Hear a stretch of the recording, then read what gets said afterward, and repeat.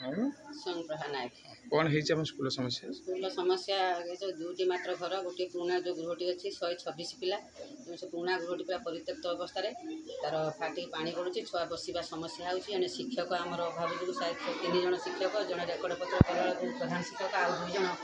2टा class रे बसी 2टा room रे गोटे रूम रे 4 जन 4टा क्लास बसी पढ़ा बड़ कष्ट घरटा एकदम परित्यक्त अवस्था छुआ को बसई पाठ पढ़ा आम पक्षे कष्ट होमको विपद मुक्त लगुच कारण केतबेले कौन छुआंकर हम बाध्य आमको आ बसवा जगह ना तेणु आम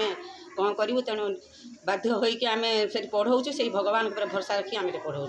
हरिजन पिला 50% पाँच हरिजन पिला अभियोग आम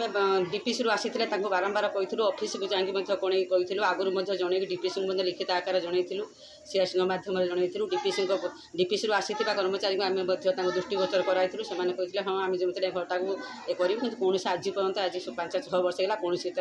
प्रतिकार किसी कौन एटा हूँ नदीगाँ भरसाई पंचायत अधीनस्थ सरकारी उच्च प्राथमिक विद्यालय पूर्व फलपुर।